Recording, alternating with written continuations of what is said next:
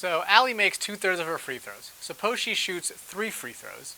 What is the expected value, variance, and standard deviation of the number of shots she makes?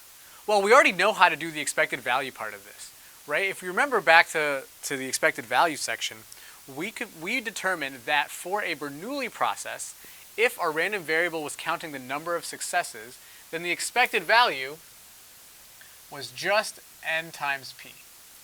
So in this case, x is the number of shots she makes, so those are her successes.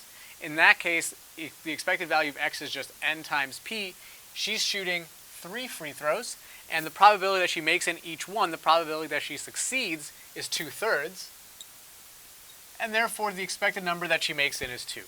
So we've seen that already. There's actually nice formulas for the variance and standard deviation as well if we're in the situation of a Bernoulli process where our random variable is counting the number of successes. The formula for the variance is n times p times 1 minus p, which means that the formula for the standard deviation is n times p times 1 minus p, but all square rooted. So in this case, we can just plug stuff in rather than having to make this big table with x and the probabilities, then figure out the expected value, then subtract and square and multiply and add. We can just do this. So this is going to be 3 times 2/3 times 1/3, which is 2/3. And the standard deviation is just going to be the square root of 2/3.